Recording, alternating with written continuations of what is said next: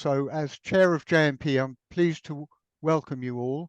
And first of all, there's a little bit of housekeeping to do. Just 4 points. First of all, JNP intends to record the webinar and then place it on the JNP website. So it will be available after the event, and feel free to revisit it and indeed share it widely. The second point is please ensure you are named accurately. Please also mute yourselves and switch off cameras during the presentations, and do so yourself so that the host does not need to do it. The third point is people may switch on cameras for the Q&A after the speaker's contributions. And in order to contribute, please raise your electronic hand and unmute if called. Contributions should be to the point and brief so we can share as many as possible in a limited time. Finally, anyone attempting to interfere with the meeting will be excluded. I hope that doesn't have to happen. Well, the latest vicious twist in the Israel-Palestine cycle of violence is a horrific but inevitable consequence of a long and entangled history of European totalitarianism, Israeli settler colonialism, British imperialism, US hegemony, and the intentional derailing of a just peace process enabled by the silence of the EU, the US, and the UK. So I'm very grateful for Dr. Les Levidow for arranging for 3 such prominent speakers to discuss why 75 years of Israeli state terror have been given such extensive financial, military, diplomatic, and ideological support by our leaders and our media. Les, over to you. Okay, thanks.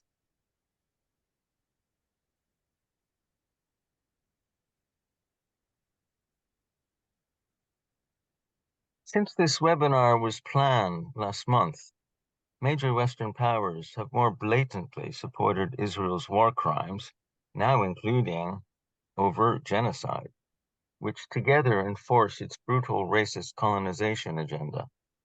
In practice, those powers have consistently exempted Israel from international law. So we have even stronger reasons to understand the drivers, thus better equipping us to stop the collusion by our own governments. For the Solidarity movement, a key focus has been the BDS campaign, originating from the 2005 Palestinian call. This identified the basic problem, namely, Israel's settler colonial apartheid regime, its systematic violation of international law, and the consistent support given by major Western powers. Hence, the BDS campaign has aimed to weaken the international support in many spheres: political, economic, military, cultural, and academic. However, BDS advocacy has left unclear the drivers of that support, especially the political and the military. To gain some reasons why, let's look back to Britain's early support for the Zionist colonization project. What drove this support a century ago? According to the then British governor of Jerusalem, Sir Ronald Storrs, a future Jewish homeland would be, quote, a loyal Jewish Ulster in a sea of potentially hostile Arabism. This comment was a perversely prophetic analogy. The British Empire had mobilized ordinary people to colonize Ireland, especially the Northeast, called Ulster. This place name was given a new political meaning. The Protestant religion was turned into a racist, supremacist identity for appropriating the land from the indigenous Irish, for plundering their resources, and for brutalizing any resistance. This racist settler colonial role remained dependent on Britain as imperial sponsor for economic support and military force. Perhaps this sounds familiar to you all. Indeed, the analogy with Ulster is prominent among Irish people today. Northern Ireland loyalists fly the Israeli flag, while Republicans fly the Palestinian flag, along with chants at Celtic football matches. As the Jerusalem governor anticipated a century ago, Arab nationalism would pose a threat to British imperial control. Hence, the Balfour Declaration would support a so-called Jewish homeland implicitly to become a loyal Jewish Ulster. For rival empires at that time, the Middle East had a strategic importance, especially the Suez Canal and Haifa port for trade, and later the entire region for oil, especially the oil income for bolstering the empire's banks. Since then, Western states have expanded their political economic interests in the region, all the more needing a dependent buffer state such as Israel. Within the Palestine Solidarity movement, however, there are diverse understandings of Western support for Israel. Some activists finger the Israel lobby as if it were an external force which infiltrates or intimidates governments into submission to Israel. From this diagnosis, it is crucial to weaken the Israel lobby per se, as almost as a prerequisite. By contrast, other activists identify a strategic partnership between Israel and Western imperialism, which have convergent interests. For more on those contrary perspectives, you could read again the publicity text for this webinar. Here we focus on European powers by asking, why do the UK and EU collude with the Israeli colonization of Palestine? And secondly, what are the practical implications for the solidarity movement? For some answers, let's move on to our speakers. Briefly, David Cronin, Professor Ilan Pappe, and Jeff Halper. After they all speak, then you'll have an opportunity to ask questions.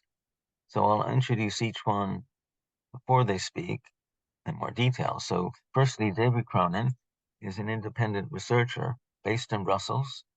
His books include Europe's Alliance with Israel, Aiding the Occupation, and Balfour's Shadow, A Century of British Support for Zionism in Israel. So, David, the floor is yours. Thank you, Les. Good evening, everyone.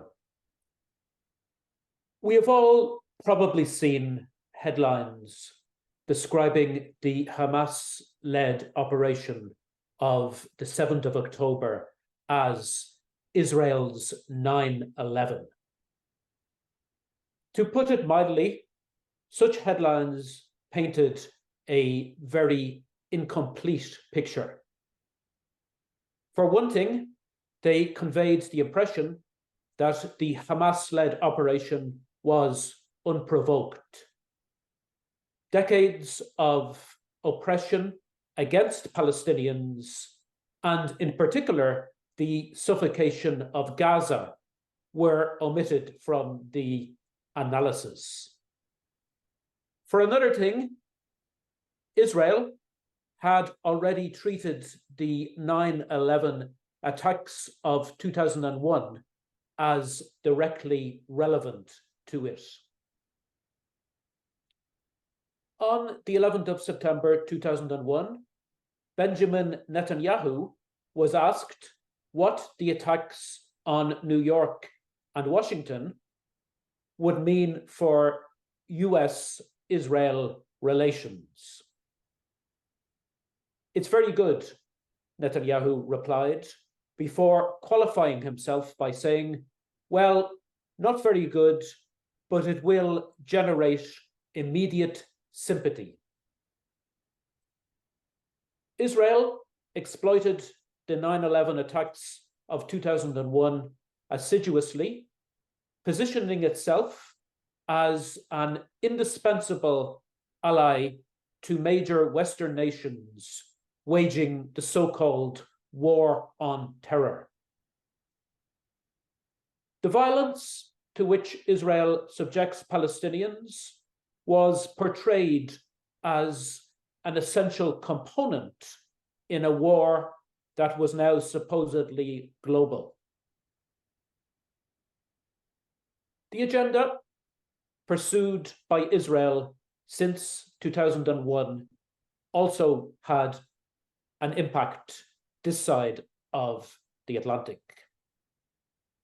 1 year earlier, in 2000, a so-called association agreement between Israel and the European Union entered into effect. Under that accord, all dealings with Israel are conditional on respect for human rights. In practice, the European Union has ignored that condition so that it can hug Israel tighter and tighter. An important, if little publicized, strengthening of European Union-Israel relations took place in the few years after the 9/11 attacks. Since the 1990s, Israel had been involved in the European Union's lucrative funding programs for scientific research.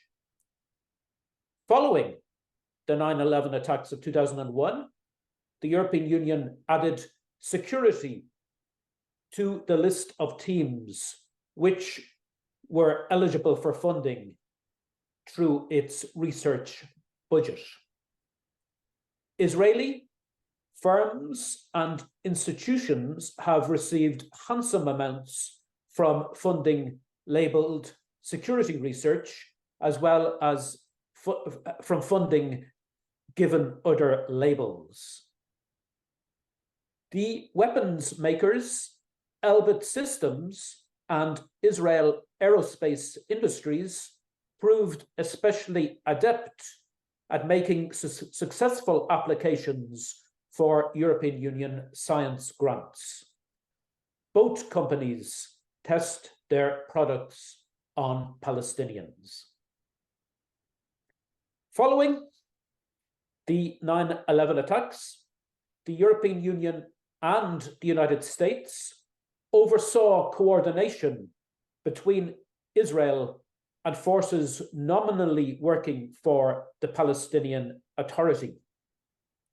The purpose of the coordination was to make Palestinians police themselves in a way that benefits Israel. Hard though it may be to believe today, Britain was once an active and powerful member of the European Union. As a powerful European Union member, Britain was especially keen to make Palestinians obey their occupiers. In pursuit of that objective, Britain, then headed by the war criminal Tony Blair, paid for a European Union police training mission in Palestine to be formed during 2005. The mission is still going today. All of its activities require approval from Israel. Much of the European Union's interaction with Israel has been shrouded in secrecy. There is considerable evidence, nonetheless, that the European Union and Israel have been engaged in so-called intelligence sharing. After years of preparation, a formal European Union-Israel counter-terrorism dialogue was established in 2015. The European Union has refused to divulge which Israeli bodies take place in this so-called dialogue. Through several Freedom of Information requests, I finally obtained an internal document explaining why the European Union guards such basic details so jealously. The document states in plain terms that the European Union fears Israel would be offended if those details were made available. It is almost certain that Israeli bodies which oppress Palestinians directly are taking part in this so-called dialogue. So when the European Union says that it does not wish to offend Israel, it really means that we must not cause offense to a brutal military occupation. Ursula von der Leyen, the president of the European Commission, would not dare offend Israel. On the contrary, she assured Benjamin Netanyahu of her total support this month as Israel unleashed a genocidal bombardment on Gaza. Ursula von der Leyen does not speak for me and for countless other citizens of the European Union. As she was not elected by ordinary voters, she has no democratic mandate to represent European Union citizens on any subject. There has been much commentary about von der Leyen going on a solo run recently by taking a more strident stance in favor of Israel than that adopted by the European Union's governments collectively. In my opinion, some of the commentary has been misleading. It implies that the European Union is really a paragon of even-handedness and that Ursula von der Leyen has somehow upset a delicate equilibrium. The reality is that all 27 governments in the European Union have sided with Israel. All 27 governments endorsed a statement on the 15th of October, which reads, "We strongly emphasize Israel's right to defend itself in line with humanitarian and international law." That statement must not be viewed in a vacuum. By the time it was issued, Israel had displayed absolute contempt for humanitarian and international law while exercising its so-called right to defend itself. Israel had killed more children in Gaza over the space of 1 week than Russia had killed in Ukraine over the space of 18 months. The European Union was therefore telling Israel it had a right to defend itself in a context where Israel was exercising that so-called right by slaughtering children. The reference to humanitarian and international law was therefore hollow and hypocritical. And besides, Israel does not have a right to defend itself. Occupiers do not have rights. They have obligations. One of those obligations is to pack their bags and get the hell out. International law makes it clear that a military occupation must be temporary. 56 years after it invaded the West Bank and Gaza, Israel has still not fulfilled its responsibility to end the occupation. Instead, it is taking the occupation to new extremes of violence and bloodshed. To its shame, the European Union has given its blessing to that violence by presenting it as an act of self-defense. Every leader of every government in the European Union has the blood of Palestinian children on his or her hands. Thank you very much. Thank you, David. Okay, let's move on to Professor Ilan Pappe.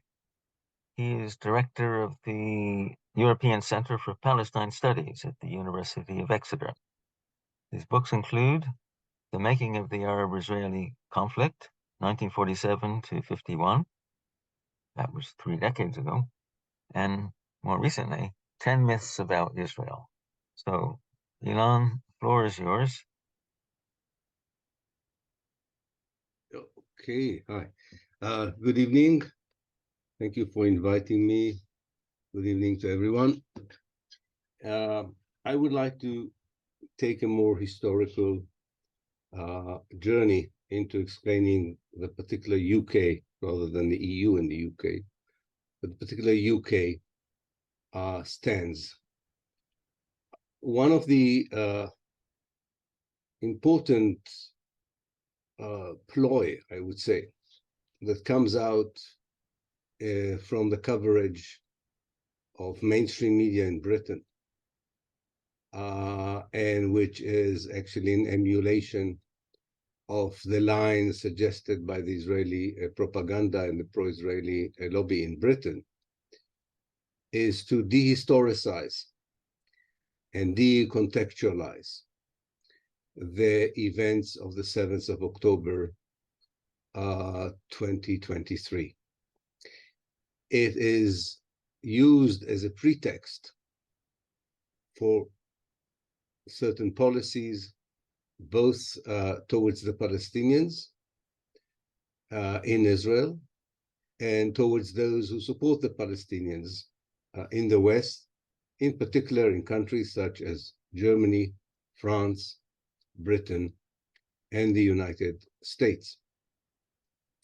And this difference between pretext and context is one of the most important successes of the Israeli propaganda, not vis-a-vis civil societies or large audiences, which I think are not falling easily into this trap of accepting the Israeli tendency to analyze events as if they came out of the blue, or if they have an immediate background and have nothing to do with a deeper historical analysis or a wider context.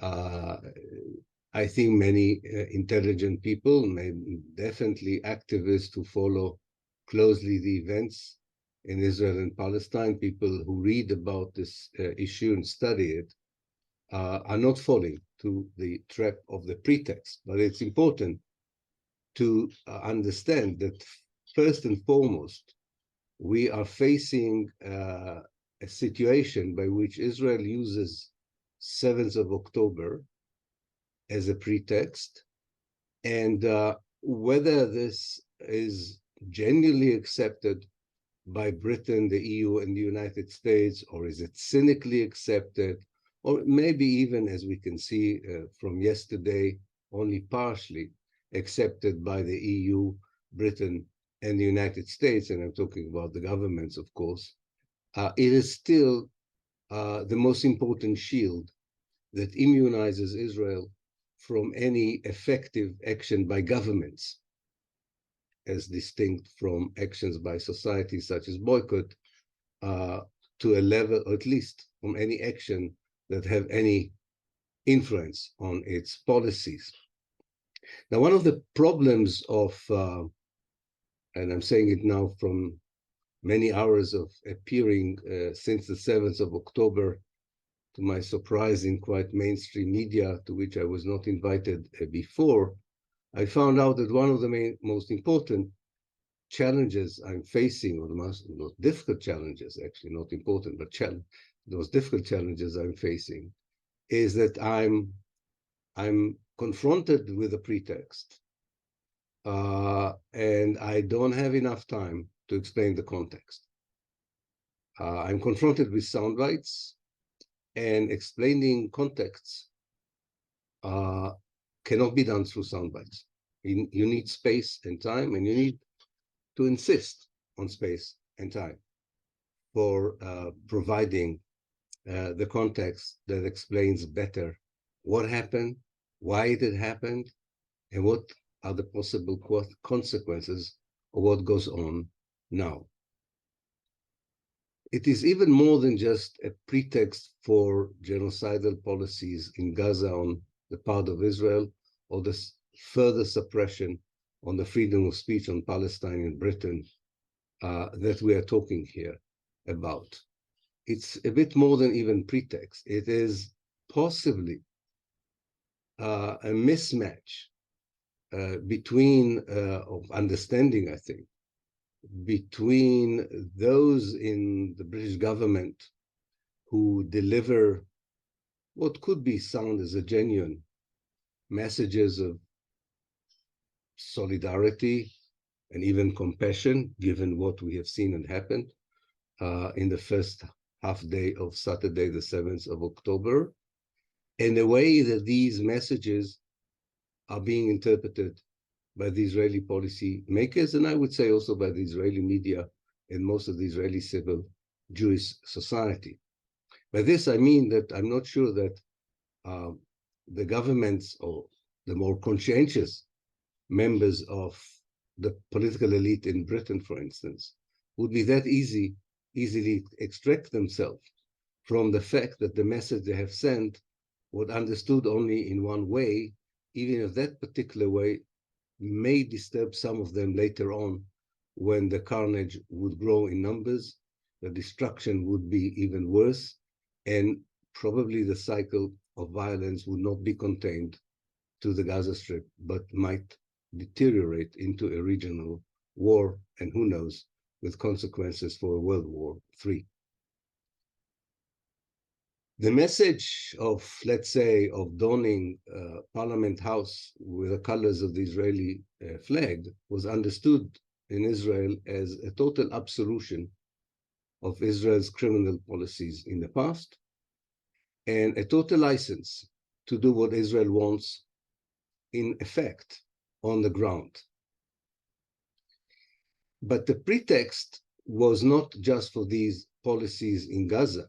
The pretext of using the events of 7 October was used as a pretext for an unprecedented campaign of killing and arrest in the West Bank.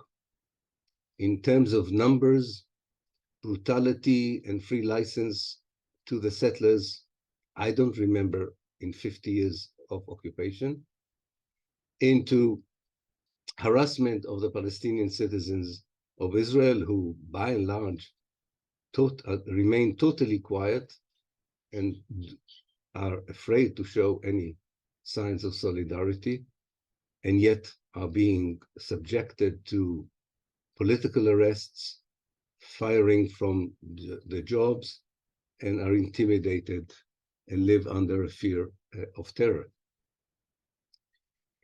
As we know, it was also a pretext for those who tried to suppress the debates in Britain about Palestine through weaponization of anti-Semitism and Holocaust denial. It is now to this arsenal was added the idea that support for the Palestinian is actually violating British laws about supporting and aiding terror. I don't think this will hold water for too long. I'm less worried about it in Britain than I'm worried about the developments on the ground. But I want to say that as horrific as the events are, and as cynical is the pretext for either the policies of Israel on the ground or the suppression in Britain and in other Western countries, all in all, this event is not going to change fundamentally the basic issues or the basic aspects of the issue that we call the struggle for liberation in Palestine. And what will remain is our struggle, I think, to bring back the context, the historical context, because this is not a history in the sense of something that happened and has a closure, but this is a sense of bringing back a history that still goes on, that we're still in the same historical chapter. It's not surprising that the Palestinians call this chapter the ongoing Nakba, the ongoing catastrophe. Therefore, anyone who calls it a new catastrophe, I think is missing the point. This is not a new catastrophe. It is another chapter in the very same catastrophe that began in 1948 and continues to this very day. Very shortly, because I know you all know these contexts, nonetheless, I would like to mention 3 or 4 of them very briefly with this and my contribution. The deeper historical or the more distant historical context, which is still relevant for understanding the events today, is to remind ourselves that Zionism began as an evangelical Christian project before it was a Jewish one. And this is very important because Christian Zionism still exists in the United States, in Europe, also in Britain. And this idea that the return of the Jews to Palestine is part of a divine scheme was a very important factor that aided those in the British government during the First World War, who decided eventually to cede Palestine from the Ottoman Empire and making it part of the British Empire. But not only that, were willing, with the help of important figures in the Anglo-Jewish community and in the British aristocracy altogether, to say that the only way of justifying a British Palestine is by creating a Zionist Palestine. With this, of course, came not only the Balfour Declaration, but the whole British accountability and complicity in helping the Zionist movement to build the foothold in Palestine, to create the military, political, and economic capacities that enabled the movement to perpetrate the ethnic cleansing of Palestine in 1948, most of which was done under the watchful eyes of the indifferent British soldiers and officers. It's also important to remind, if we are using 1948 as a relevant historical context, that the Jewish settlements that were attacked on the 7th of October, not all of them, but most of them, are built on the ruins of the Palestinian village from which people were expelled in 1948 to the Gaza Strip, that Israel created in 1948 as a receptor for the hundreds of thousands of refugees it expelled during the 48 ethnic cleansing operation. Of course, these are not the people themselves who were expelled. These are the second and third generation. A more obvious historical context, even mentioned by the Secretary General of the United Nations, is the years of occupation and, of course, the 15 years of siege. And to this, one should add a very recent historical context. And this is the election in Israel of a fanatic messianic government in November 2022 that already showed some of its vision for the future that includes ethnic cleansing, massive ethnic cleansing of Palestinians from the West Bank, total violation of the sacred places for Islam and Christianity in Jerusalem, and solidifying the apartheid regime against the Palestinian citizens of Israel. Palestinians were subjected to harassment by settlers, by the army, and there was no one there to defend them. The PA cannot do that, and the Hamas pledged to defend them. And I think this also is an important factor. When we use historical context, we don't justify things, but we explain things. And we explain even horrific, unacceptable, savage crimes against humanity or war crimes that happened, because we understand that there's also a moral context and not just a historical context. And the moral context is connected to those chapters in history where people who were slaves, people who were colonized, people who were oppressed economically or culturally, sometimes burst out in violence. And the violence was not justified, but their struggle did not cease to be justified because of that violence. Whether these were rebellions of African slaves in the United States, the attack on French settlers in Oran, in Algeria, and there are many other examples. These contexts are important for one particular reason, morally. I'm now speaking not just historically, because I think that they allow us, first of all, not to lose our own moral compass, but even more important, they enable us to insist that there is a huge difference between a source of a violence and a symptom of a violence. What we have seen on the 7th of October is a symptom of violence, not the source of violence. What Israel has succeeded in convincing very easily the British government that what we have seen is the source of the violence and not the symptom. Now, these are not easy sound bites, false statements to challenge, but this is our job, this is our assignment, to challenge it, to not allow false, sometimes very shallow and stupid analysis that who knows who is researching them, either in MI5 or in the British Foreign Office, or whoever takes these decisions or moves them even to legislation in the various parliaments. We should expose its shallowness, its lack of any serious research or contemplation, and provide an alternative explanation wherever we can. And I'm fully aware that this cannot be done by slogans. This cannot be done by sound bites.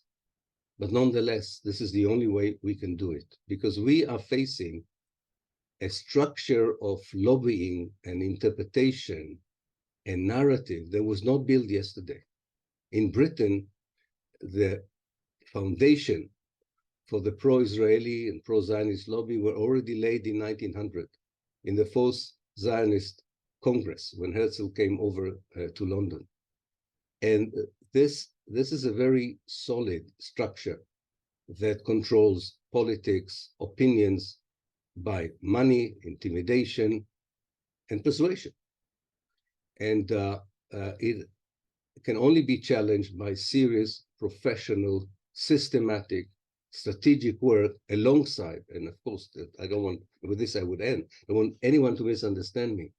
I'm not underestimating the huge importance of daily demonstrations and pressure to stop the carnage and the genocide in Gaza. I'm talking here of something more strategic because I think it's very obvious that we all have to work 24/7 to stop the killing in Gaza, and demand the British government will join other countries in a call for immediate ceasefire. Thank you. Thank you, Ilan. Okay, now we move on to the third and final speaker, Jeff Halper, who is, by profession, an anthropologist, but perhaps more importantly, he is director of the Israeli Committee Against House Demolitions, known as ICAD. He is co-founder with Ilan Pappe and many others of the One Democratic State campaign. His books include War Against the People, Israel, the Palestinians, and Global Pacification. Also, Decolonizing Israel, Liberating Palestine, Zionism, Settler Colonialism, and the Case for One Democratic State. So, Jeff, the floor is yours. All right, thank you, David. Thank you all for inviting me, and thanks to David Cronin and Ilan for remarks that were really very useful and important. I want to just, I start my book, War Against the People, with a question, that is very related to what we're talking about tonight, and that is, how does Israel get away with it? In some ways, that is the question that's being posed tonight. How does Israel get away with it? And I want to focus just for a minute or two on the way the international system works today, because I think it's something we sort of know, but we haven't really internalized it. We haven't really dealt with it. And in some ways, it explains why we've been so ineffective as a civil society or as activists in terms of influencing events, influencing government policies, really inserting ourselves into the political process. And that is that the system, especially the international system, especially since the rise of neoliberalism in the middle 1970s, early 80s, has moved to a very transactional model. I mean, this is something we all know. We've heard it. Maybe we even said it once in a while. During Trump's time, that was almost a mantra. But I think it's something that we haven't dealt with enough and explored. By transitional, I mean, it's a corporate model where everything's a deal. It's a matter in international relations of short-term deals, interests, what I can get out of the other party. It's usually a bilateral relationship, not a wider kind of a set of alliances. And it's very sporadic. You go and you make a deal with this country and that country, and it's kind of like scrambling to some degree. I mean, probably the best example I can think of is Saudi Arabia and the United States, where 2 years ago Biden says Saudi Arabia is a pariah state, and today we're giving Saudi Arabia nuclear arms. You see, there's no ideology in a transactional system. There's no values. In other words, human rights and international law, justice, all these things, really history, don't matter. They're really irrelevant. As a matter of fact, transitional international relations tend to be driven actually by domestic concerns rather than international concerns. And the domestic concerns, of course, that have always been there in the global north, but very much stronger in this age of neoliberalism, are corporate interests. So the corporate interests are really driving government policy, and government policy is simply trying to get as much as it can out of the system for its own internal and specific benefit. That's the kind of a system that we live in, and from that point of view, then there's a real disconnect between government and ourselves, because as civil society, as people who are concerned, as activists, as people with ideologies, as people who are advocating, for certain causes, we're in a completely different world. It's like we're talking past each other. We're talking justice, human rights, political context, restorative justice, all these sorts of things, where governments are simply talking about deals. And I think this is the big international system that we live in, and we haven't found a way really to break through with that, because there is no common basis. Now, in this system, then, who makes deals? The only people around the table, or the only countries around the table, are countries that have resources, power, money, or maybe geostrategic location that they can parlay into political influence, or like Israel in some ways, which is a mixture of those things, also a kind of a specialty that's very useful for these international actors that are ruling the system, the powerful ones that are making the deals and need the resource that a country like Israel supplies. And in that kind of a system, of course, the oppressed peoples, certainly the peoples like the Palestinians that have nothing really to bring to the table. What do they have to deliver? Palestinians have no resources in particular. They have no strategic importance. They're not powerful in any ways. They don't, in fact, probably, maybe, part of the timing of the Hamas operation was we were right on the cusp of this normalization deal between the United States, Saudi Arabia, and Israel that would have eliminated the Palestinians completely as any kind of a political actor. I mean, they were being marginalized, erased, almost out of political existence. So that this kind of a system doesn't even relate to, it excludes the oppressed people and people like us in many ways.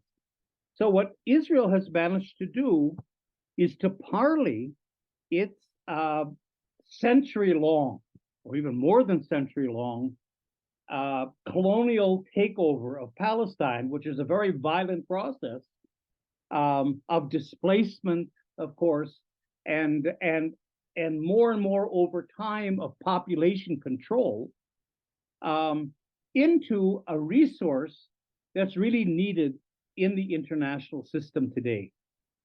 Israel really has, I think, two niches in particular coming out of what's called the Palestinian laboratory. One is that it's developed on the Palestinians. You know, look, of all the global north countries, Israel is really the only one that has an extensive, long history of population control.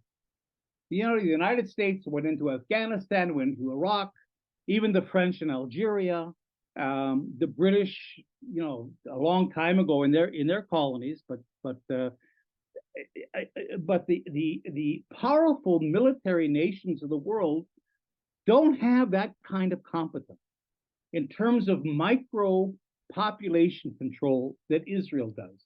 So, for example, the Pentagon or the British military industry or the European, I mean, David could talk about this more, the European defense industries are really busy in producing weapons of conventional warfare. They're ready to fight China, they're ready to fight Russia. It's those kinds of conventional war weapons. Whereas Israel specializes in what I call technologies of repression. And they're also good at conventional weapon systems. In other words, Israel really spans the range of weapon systems from some of the most sophisticated. For example, I mean, Israel is very involved in developing the European drone, the watchmaker drone. Israel's very involved in it was very involved in the F-35, this stealth bomber, the state-of-the-art $1 trillion aircraft that the United States has. Israel could never produce anything like that, but Israel did have a key role in the software, the navigating systems, the targeting systems. So Israel does insert itself into the major military weapon systems, but at the same time, and David mentioned this, it's training your police forces. It's working with security forces. And not only in the global north, but in the global south. There's almost no country where you're not going to find an Israeli presence, including countries that have no relations with Israel. So Israel's in places like Equatorial Guinea. I mean, I don't think the United States or maybe Britain have ever heard of Equatorial Guinea, but it's a vote in the UN. It has oil, and it's one of the most repressive regimes in the world, and so it needs this Israeli expertise in terms of controlling its own population. And so Israel is deep in it. In other words, the United States might have 174 bases in 174 countries in the world, but I think Israel has a deeper impact in almost any country because it's not only working with the military, it's working with the security services, it's working with the presidential guard, it's working with police forces, and it's working with corporations that are involved and cartels involved in all these different countries. So its penetration is deep.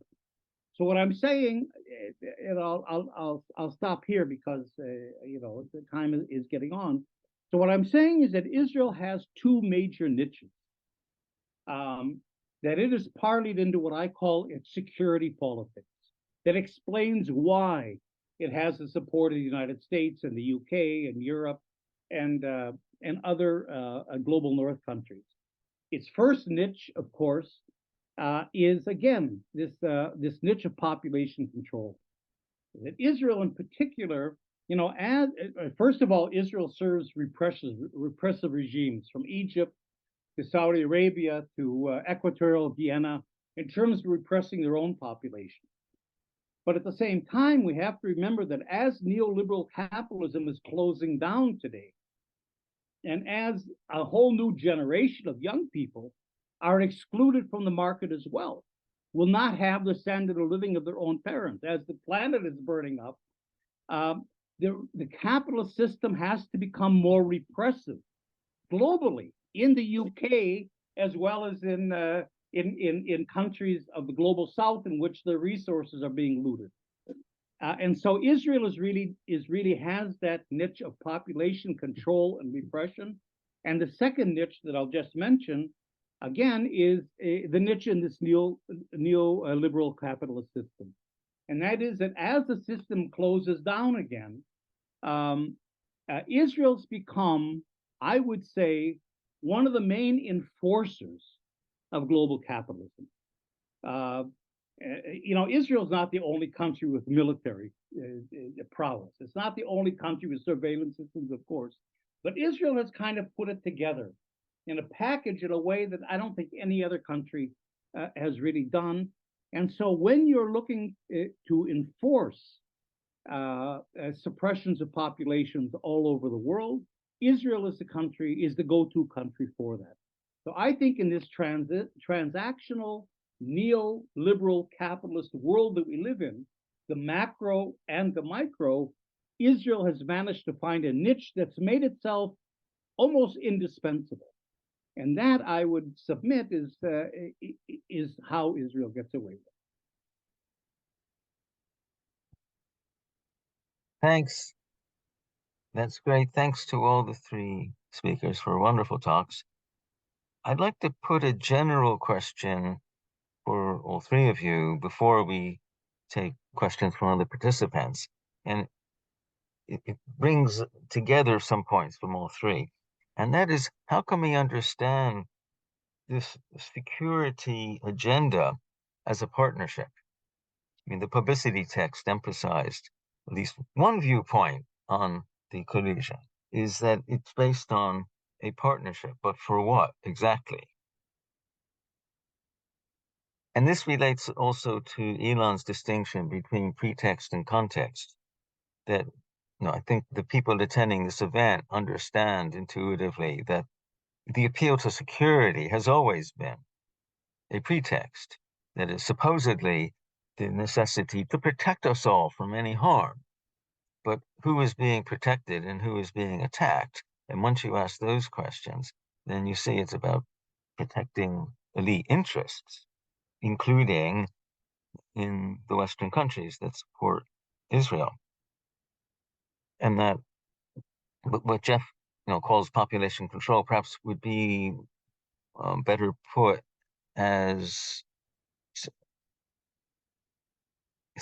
securitization, which has been conceptualized that way, as frightening people into submission by making them fear some threat from which they're supposedly being protected by the elites in order to ensure the subordination of people to the elite agendas. I mean, the extreme case was 9/11. So how should we understand the collusion with Israel as a security partnership, as both a pretext and as a real material interest, once you look more closely at what it means in practice? I mean, David mentioned that Elbit Systems has received substantial funds from the European Union programs, and that is, as you might expect, in the so-called security program, security challenges program, as it was once called, which is a very large part of the R&D budget, which in turn is over half the overall EU budget. Moreover, Israeli companies in general, and some universities in cooperation with those companies, have played leading roles in the EU security program, where they form partnerships. It's the basis of participation, and they have complementary strengths with military companies and university departments throughout Europe, and especially the UK, which also had a leading role in that program, at least before Brexit. That's why they're eager to get beyond the obstacles to Brexit. So perhaps each of you could say something more about this so-called security partnership, whereby Israel is supposedly essential for our security, but what this really means in practice. Whose security? For what purpose? So let's go through the speakers in the same order as before. So, or David, would you like to start? Thanks, Les. Well, I think Jeff actually touched on Jeff explained the situation quite well. I just add very briefly that I think the overall political atmosphere in the West at the moment has been quite favorable to Israel for some time. We've obviously seen Russia invading Ukraine. The response of NATO has been to argue that it is necessary in its mind for so-called defense expenditure to rise quite massively. This has been, of course, an objective of NATO for ages, but it has exploited the opportunities afforded by the war in Ukraine to successfully increase defense budgets, and Israel has benefited quite considerably from this. NATO, of course, is expanding into previously neutral countries, or at least nominally neutral countries like Finland and Sweden. To the best of my knowledge, both those countries, certainly Finland, have placed very substantial orders with Israel's defense companies, so-called defense companies, weapons, which call them by what they really are, weapons companies, makers of repressive technology, as Jeff pointed out. Of course, one of the most infamous examples of Israel's repressive technologies is the spyware that it has manufactured, the Pegasus and other spyware that it has manufactured. It's interesting that those companies, after their cover was blown, after they were exposed, companies like NSO, the maker of Pegasus, has actually moved to Europe. It's based in Luxembourg now, if I'm not mistaken. And maybe if I can just come back to Britain very quickly. You mentioned Elbit Systems a couple of moments ago. Les, Elbit Systems a few years ago, 2016, 2017, actually said that it was treating Britain as an actual home market. I think that was the precise terms or words to that effect that were used. It has invested very considerably in Britain. Jeff mentioned the Watchkeeper program, which, just to explain, is actually a drone program for the British Army. Which has been developed by Israeli and French weapons companies working together for the British Army.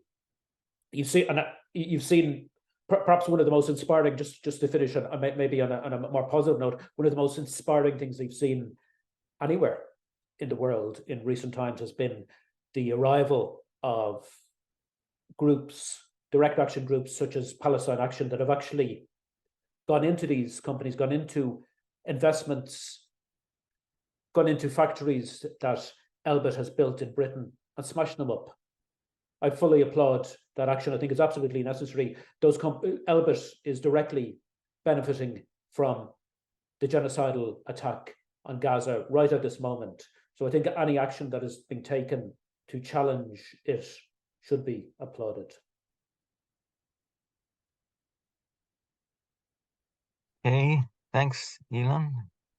Yes, I somehow refuse to go into this dystopian world that Jeff and David described to us. Security companies controlling our life. We are totally in their hands. Israeli support for Israel all comes through the securitization. I don't buy it. I'll give you an example.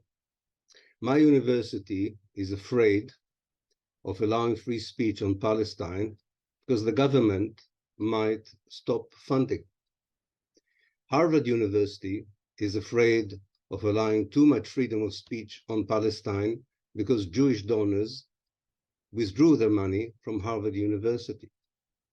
In other words, there is a world there that is beyond securitization and beyond security companies. I'm not underestimating the importance of these connections in creating a very important component of a lobby. And I agree, this lobby is not always easy to expose, and this lobby is very powerful. But this is not the only actor in politics. And in fact, the actors in politics, which security companies and the Israeli military power and the MI5 and the FBI cannot control, are the movements of change that come from below in the civil society. And this is where, on the one hand, the Israeli lobby failed, dismally failed, and yet it did not affect realities on the ground. This is true. So it is, for me, the most important question is, why do civil societies with clear majority for demanding different policies on Palestine do not affect the policymakers? And I don't think it's only because the policymaker has vested interest in security or securitization. I think there's something much deeper here that has to do with Islamophobia, with Orientalism, with anti-Semitism, with the Holocaust. I don't know how much smashing and Elbit machines would stop Elbit from collaborating with Israel.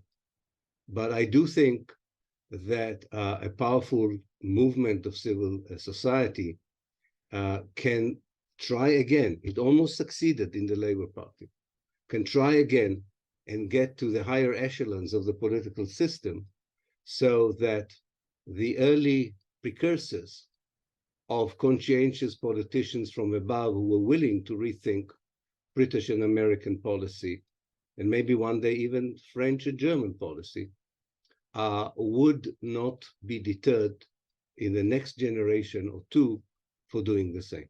Thank you. Okay, thanks. And Jeff, would you like to add anything brief, or? Well, just very, very brief. Obviously, securitization and what we're talking about is not the only factor. I mean, I don't want to get into a whole Marxist discussion with Ilan about, is ideology and public opinion an independent variable, or does it reflect deeper economic interests and what's happening in order to secure them? But there is that connection. There's a very famous book by Basil Davidson, about the British in Africa. And he points out that in the 16th, 17th century, there really wasn't racism against Black people. I mean, some of the African empires had embassies in Britain and other parts of Europe, and there were relationships, and everything was kind of normal. The racism began with the beginning of slavery, and then you had to develop a whole ideology of why are you entitled to enslave these people and come in, so that I think that in fact a lot of it's true they all have a history. Ilan is right, of course, that the Christian Zionism has a history to it, and the Jewish community certainly has an impact in the United States, and there's all things kind of happening. But I still would want us to look at, not as the only factor, but as a major factor, Israel within the wider capitalist system, both in terms of serving the interests of the hegemons. This is something Zionism has always done. Herzl talked about this. Zionism will only succeed if we get hegemons behind us. He tried to get the German Kaiser. He came to Jerusalem to meet the Kaiser in 1898. He tried to get the charter from the Ottomans. After World War I, Britain became the hegemon. After 1948, France became the hegemon. They went into the war against Egypt with French Mirage fighters. After 1967, the United States became the hegemon. I could see China becoming the next hegemon. Israel is the #2 arms supplier to China after Russia. So don't think that all of Israel's eggs are in the American, European basket in any way. And that's where I think we have to look at these, at Israel again within this system as serving the hegemon, of making itself indispensable in terms of neoliberalism's need to repress populations all over. Besides securitization and population control, I would add a term that I've written about in my book that I think we really, as the left, and that's pacification. Creating conditions in which people cannot resist, which Israel is certainly trying to do with the Palestinians. And so I would really look at, again, the relationship of Israel to the wider capitalist system, plus the needs of each individual country that it serves, in order to explain how Israel gets away with it and what is its contribution. In my book, I try to follow the threads. What is it? How do you explain that? And I have a concept that I'm working on more and more called global Palestine. And that is that as your military, police, security systems are Israelized, the global populations are being Palestinianized. And what does that mean? So I think these are all kinds of threads that we should start to explore, because they go beyond Palestine into really how Israel is parlaying its work in Palestine on a global level. Okay, thanks. That's great. And now we move on to questions from our other participants. So please try to keep your comments brief, like 1 or 2 minutes at most, because we already have 5 people who have asked to speak. And please try to put your comment as a question, at least by the time you come to the end. So Andy. Yeah, well, thank you so much. I mean, for putting on this seminar, and thanks for all the contributions. They're very, I've learned a lot already. I mean, my question follows on from what has been said. It is really about the international relations context and the sort of, what about the significance of Israel for the control of imperialism of the greater Middle East, in particular, as a sort of a pillar. It used to be the Shah of Iran, but certainly the Gulf states now, and also Saudi Arabia was alluded to. I mean, just thinking slightly bigger, I mean, the US and UK have set up this architecture successively after the First and Second World Wars. And so it seems to me that with the sort of world global significance of who controls the oil supply, this is sort of like a very deep underlying issue for the alliance between the West and Israel. Just very quickly for example, the aircraft carriers off the coast of Israel are the aircraft carriers off the coast of Sri Lanka when they conducted genocidal massacre of the Tamils. And as a result of that, the US expanded its naval role in the Indian Ocean in order to contain China. So there's like a big picture situation over determining the local in that case. And it seems to me it's also relevant to Israel's situation. Okay, thanks. Yeah, I'll take 1 or 2 more questions, and then we can have a reply to them all, or whichever ones seem most relevant. So, Amanda? Hi, thanks, Les.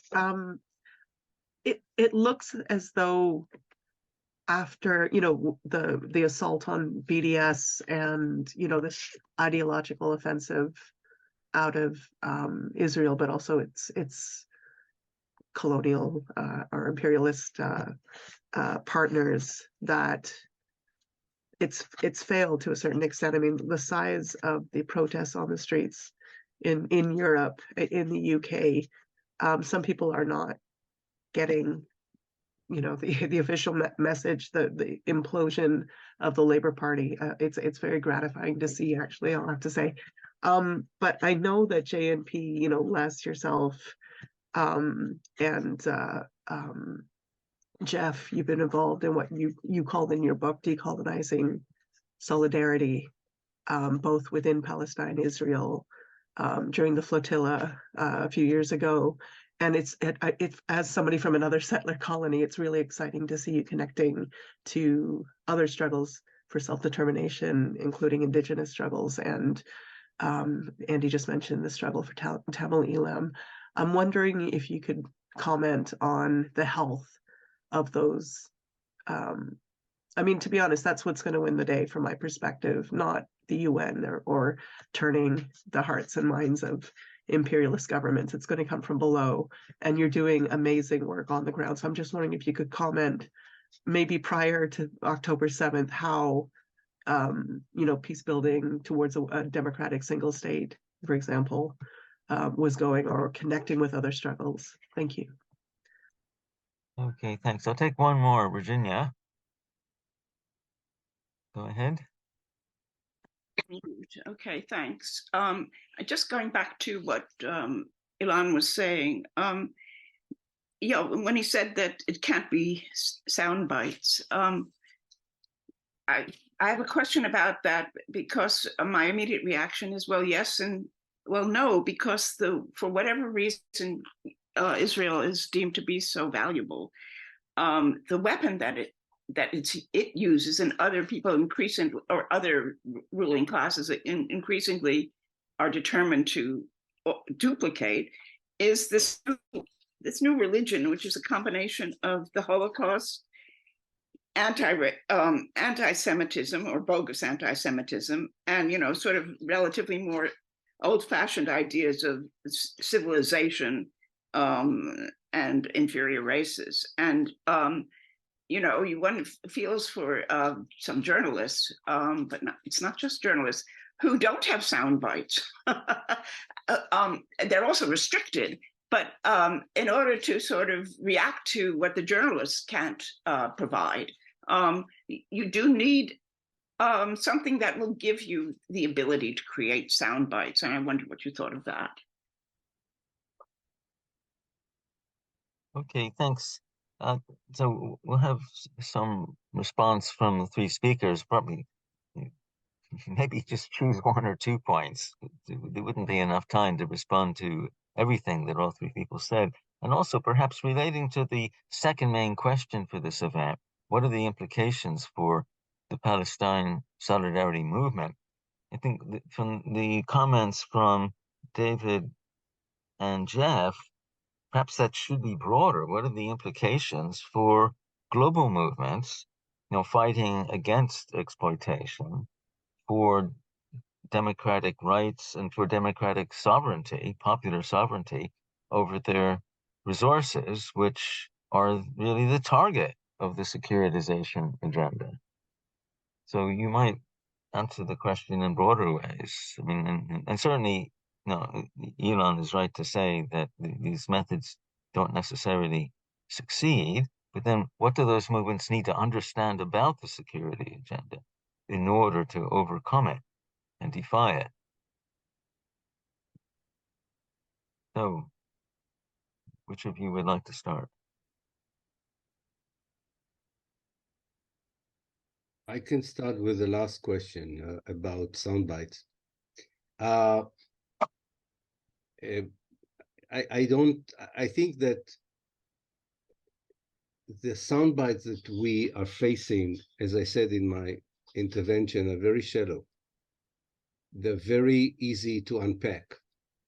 They're very easy to expose as based on either intentional ignorance or just genuine ignorance. It doesn't really matter in the end of the day. And it is something that we should insist on, and I think we don't always insist on. I'll give you an example, maybe, which will indicate what I meant. I remember being with Edward Said in 2001 when he was invited by one of the American television channels. I don't remember which one it was. And he was asked to talk about Islam. And he asked them, how much time do I have? And they said, well, we'll have 2 or 3 minutes. And he refused. I don't want to tell you the names of all the big American Orientalists who did not refuse to go and try and explain Islam in 2 minutes. We are falling into this trap sometimes. And if we cannot do it in the main media, we do it in alternative media.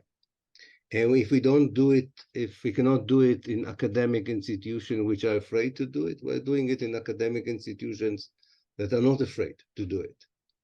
And if we have vulnerable members in our communities in sense of employment or intimidation, then we choose those who are in a better position to do it.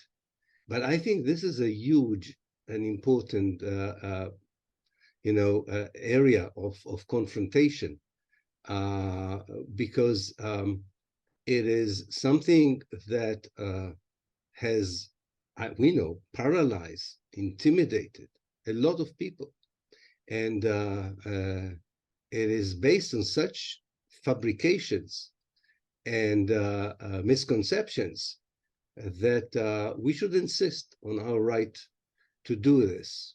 Or in other words, if you have to have a soundbite, you can either be polite and say to those who say that anti-Semitism is anti-Zionism or that support for the Hamas is terrorism, to say, if you're polite, you can say to them, you don't know what you're talking about.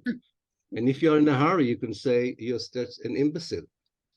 I mean, it doesn't matter. But to go into these conversations with sound bites beyond that, I think is not shifting the conversation to where we want it to be. And if I may, just one more sentence about intersectionality and transnational solidarity, which both Les and I don't remember someone else talked about. Yes, I totally agree. I think that while Israel enjoys exceptionalism, the Palestinians are not an exceptional case. They're not the only ones who are being colonized. They're not the only ones who suffer from exceptionalism that is granted to their colonizer. And it's only recently, and especially the younger Palestinian generation, that began to build this intersectional solidarity with African Americans, with the Zapatista in Mexico, with worker unions in Latin America, with First Nations, because they are facing not only issues of secularization, they're facing issues of international law that disregards settler colonialism as a violation of the international law, and so on. So yes, I do think that this is something of a new alliance that has to be built from the global south into those sections in the global north that for years were defining themselves as left, but did not always connect very well to the more traditional and religious sections of the global south. And this is our main assignment, to my mind, these days. Okay, thanks. And who would like to go next? Well, Jeff or David? Okay, David, go ahead.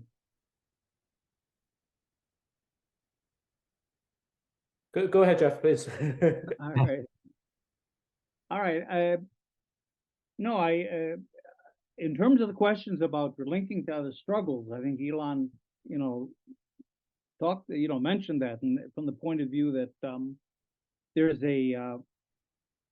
on the one hand, there's a real attempt of Palestinians to link up to other struggles, but what's really interesting is probably more of an attempt of other struggles to link up to Palestine, and it could be, one of the things we suffer from in the global left, among others, is, we all know this, is the siloed nature of our struggle.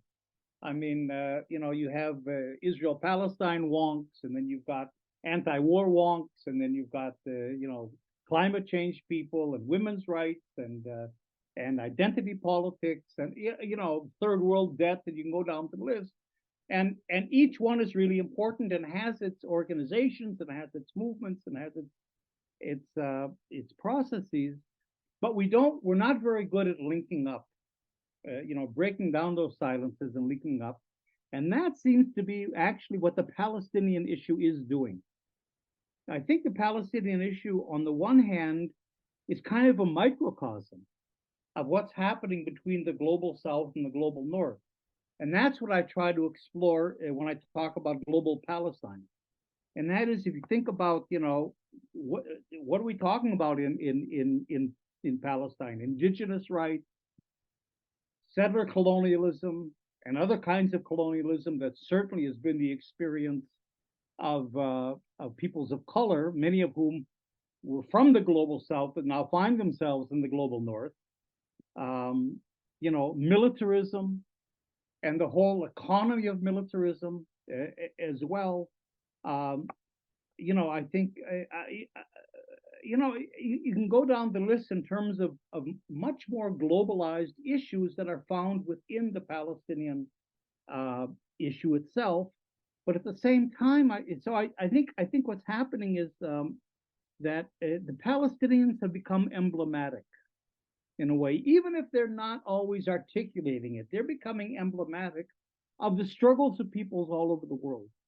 And not only in the global south, but I think in the UK as well. If you think in terms of immigrants, you think in terms of middle-class kids that are like I say, are being Palestinianized, or people that are being victimized by the police or the shutting down of free speech with the prevention program or prevent program in universities and so on that kind of Ilan has mentioned. So I think that's really one of the advantages that we have to really try to explore and develop, and that is, on the one hand, I always say with the BDS movement, my criticism of BDS is that it should be focusing on local things. You want to bring Palestine home. My message is that Palestine isn't some faraway place, from Sheffield that you should be concerned about. But you should look into Sheffield. Where are your churches invested? What research projects with Israeli companies are universities doing? Where are your local companies? In other words, you'll find, the occupation, the oppression of Palestinians, and that whole technology repression. It's a local issue. So to bring it home. So I think from that point of view, Palestine has the ability to, for all the different silos, for all the issues, to kind of show them a bigger picture. That Palestine isn't some little, that's maybe where Palestine it really is much more than just, Palestine itself. It's become, I think, a global issue at the level of the anti-apartheid struggle, from my point of view. So it has that potential. But at the same time, what's really crucial then is that groups that see Palestinians as emblematic go back and really try to establish ties to Palestinians in Palestine. Because I think here there's a disconnect. I think many groups that are working on the Palestine issue very well tend to talk to the same 5 or 6 Palestinians. There's certain Palestinian personalities that are very important, but there are many more people out there. And I think one problem here is that Palestinians on the ground, certainly in Gaza, but in the West Bank itself, don't know. They're not aware of the tremendous support they have internationally, including from webinars like this one. And so somehow to communicate that back to the Palestinians, because if they could see a bigger context, that I don't think they do see. They see the Israeli army, they see the settlers, they see the bombings. In other words, everything is, and they don't see the support that they have. And I think that's limiting their ability to organize. Because sometimes, and we see this in our One Democratic State campaign, the Palestinians sometimes resist or hesitate to deal with political issues or get involved with political campaigns or get behind a political program because really there's a sense of despair or isolation. And I think it's really important, if the Palestinians are sort of giving inspiration to groups all over the world in different issues and other struggles, at the same time, it should go the other way as well. And we should work much more in terms of empowering the Palestinians and letting them know that they're not alone in this world. Okay, thanks. Well, all your comments remind me of a slogan which has become increasingly prominent in recent years. That is, globalize Intifada, which has many meanings to many social movements. And you can find out just by searching for it on the internet. So I won't take up more time on that now, but that may be a way of crystallizing many of the ideas that we've heard at this webinar. Now, two more people have raised hands, so I'll take them next, then a round of responses, and I think then we should finish. Okay, Khalid. Good evening. Thank you very much for giving me the opportunity, and thank you very much for holding the seminar. It's been very informative.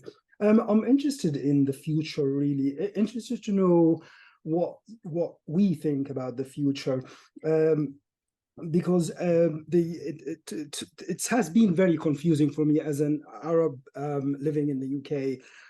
So the secular world has implemented a religious country in a secular in an anti in a region that is very anti to this religion, and then the most even more confusing is that the democratic world is holding veto in the Security Council.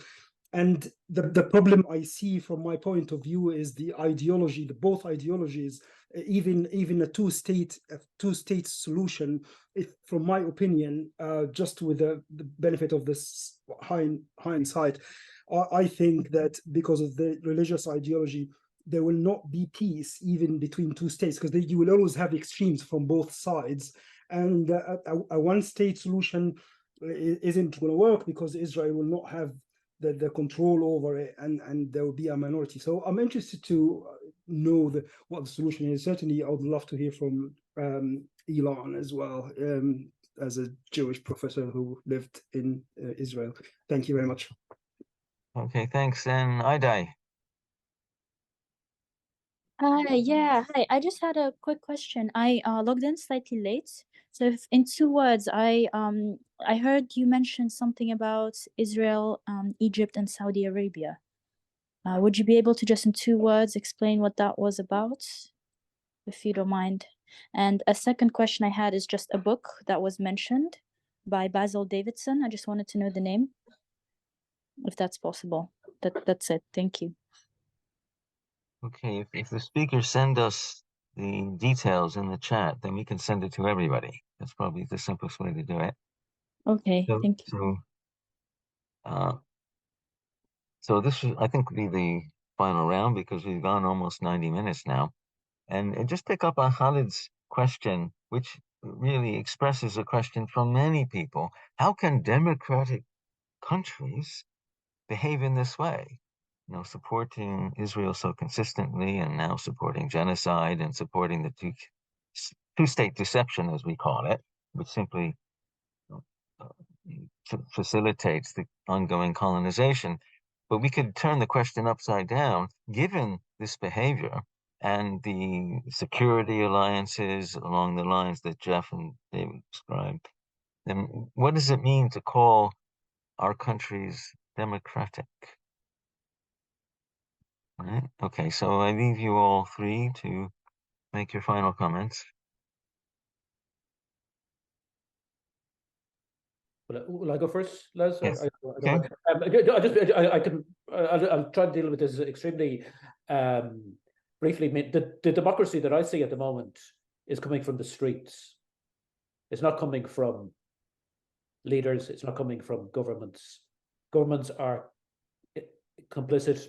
Institutions, powerful institutions, are complicit in the genocide being inflicted on Gaza right at this moment. But what if we're looking for hope? I think you can see it from what happened in London the last 2 weekends. Suella Braverman, your Home Secretary, is that her correct title? Has tried to criminalize solidarity with Palestinians. She's tried to outlaw slogans. She's even suggested that I think that waving the Palestinian flag might be a criminal offense, if I'm not mistaken. But people have ignored what she has said and got out and marched in vast numbers. That's where democracy is at the moment, and that's the only thing that's giving me any kind of hope. That's quite. I as an Irish person, I don't normally look to London get hope, but I certainly felt a sense of the only optimism I've really seen in recent weeks has come from big cities like London. Okay. I'll say one word and then I'm going to let Ilan finish, because I think the question was really more directed toward Ilan, Khalid's question. But let me just say, first of all, the book is called The Black Man's Burden, Africa and the Curse of the Nation State by Basil Davidson. You know, I think it's, we didn't get into this whole thing, but, and that's why I think Ilan should have the last word. But, you know, those of us that are involved in the One Democratic State campaign, I think our feeling is that in the Palestinian struggle, there's tremendous support for the Palestinians. Like I said, in my view, the Palestinian issue has achieved the level of the anti-apartheid struggle in the world. And you know, it certainly is inspiring other struggles as well. But with the fatal flaw is that there's no political program. You can't be in a political struggle without a political program. You know, the two-state solution, in our view, is there's going to be a big push for that after Gaza, I think. But that's simply another form of apartheid. And in our view, you know, as distant and almost absurd as it might seem, the One Democratic State, and I think our group is really, we developed a 10-point political program. We really thought it through, and you know, it's not the program, but it certainly is a good beginning of a concrete, detailed sort of a political program. That's what I think has to be inserted into the Palestinian struggle, because you can be in BDS and you can go on demonstrations and you can protest and you can educate and you can lobby, but unless you have something to advocate for, if your MP says, okay, great, what do you want? And all we can offer is a slogan, you know, end the occupation, or it's not going to go anywhere. And so, you know, and this has to be a Palestinian-led, you know, a process of developing a political program. And that's where we're working with our Palestinian partners in terms of doing that. So I just think that a political program is the missing link. And if we can insert that, then I think the huge support the Palestinians have will have something to mobilize around. Ilan, maybe pick it up from here, if you'd like.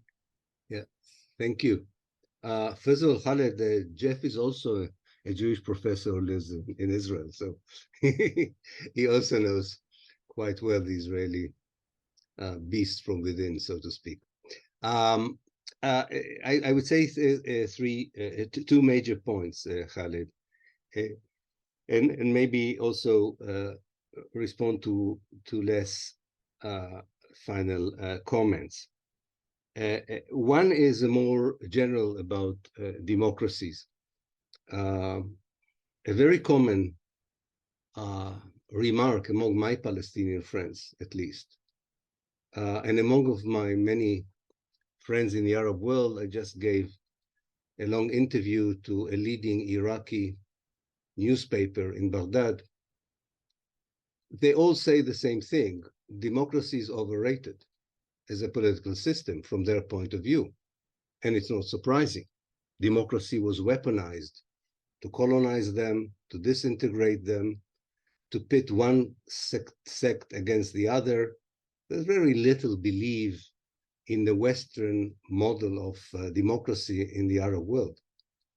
There is a tendency, which I fully connects to, of looking at the pre-Western political structures, or the pre-imperialist, if you want, political structures, that including live and let live, coexistence, all kinds of structures that navigated safely between collective identities and individual identities without idealizing it, of course, because we're looking at a period where a lot of other oppressive features existed. So I'm not romanticizing, neither do they nor do I romanticize this.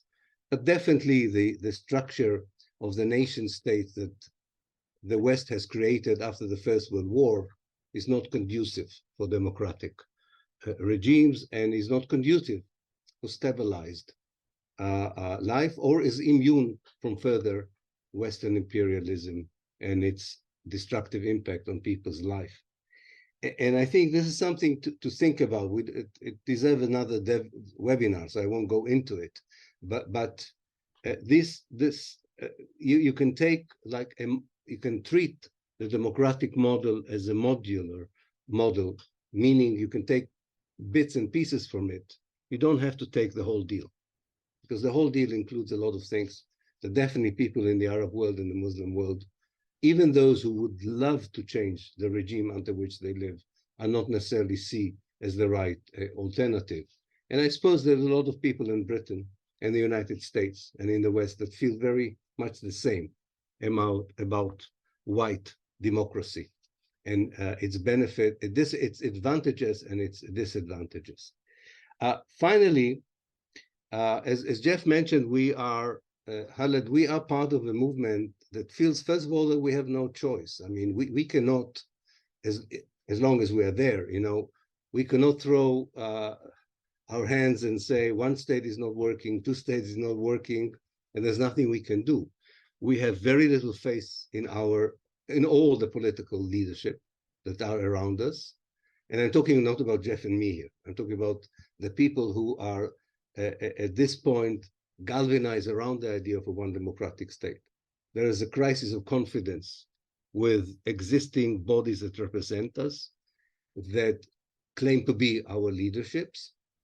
We are quite confident in our moral backbone and our principles of what constitutes both a future egalitarian society and also a society that rectifies the past evils, whether it's the dispossession of the people and the right to return, whether it's the expropriation of land and the right to win it back, or building a system that dismantles all the oppressive institutions that exist today. And I think that, and with this I will finish, I go back to one of the points I made. As dramatic and horrific the event we are watching is, it is not a game changer. It is, unfortunately, it's not a game. I wish that I would tell you, after such a horrendous chapter in the history of Israel and Palestine, people would wake up and change the name of the game. They won't. It will be the same one. And let's not forget what was very important until the 6th of October. Until the 6th of October, the Israeli Jewish society was imploding from within. Until the 6th of October, the settler state of Judea was beginning to take over the secular state of Israel, both of them believing in an apartheid Israel. But Israel is in a process of internal dismantlement. Contrary, I think, to what people think, with all its power and all the things we heard about its securitization, its security important, this is not the only pillar on which you can build a solid society. It's a very solid pillar, I agree, but all the other pillars you need to sustain a society the way most Israeli Jews would like to be in it, these pillars are gone.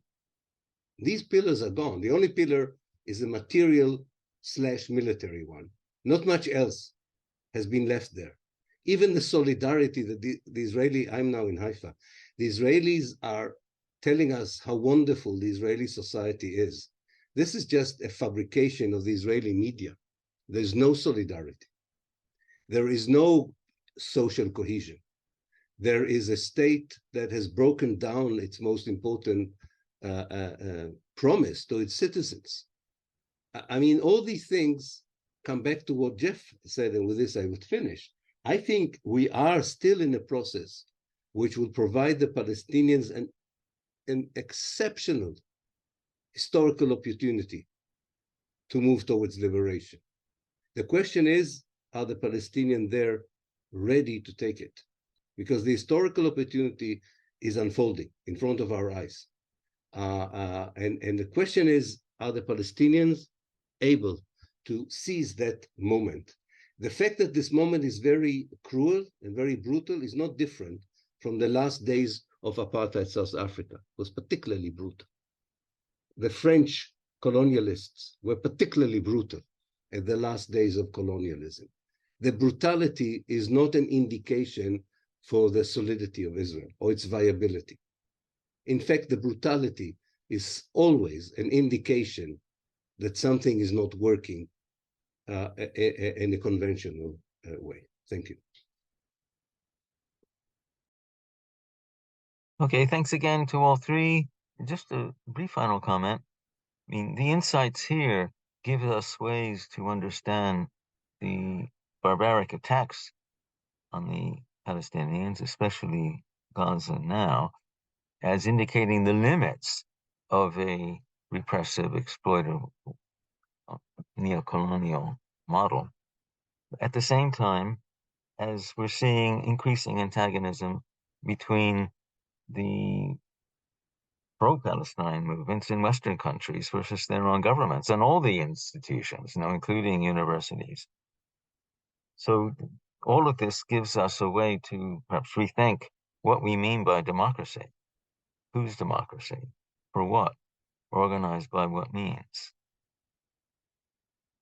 I will just leave you to think about that question. So would David like to just make some final comment about, David Cannon about JNP?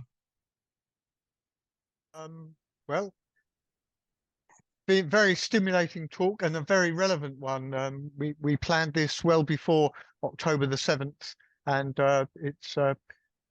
it's very important that we've had this opportunity and very well attended, over 90 people, which I think is an all-time record. So keep your eyes open for future webinars. There will be more, and thank you all for attending, and a special thanks to our speakers. Thanks very much and good night.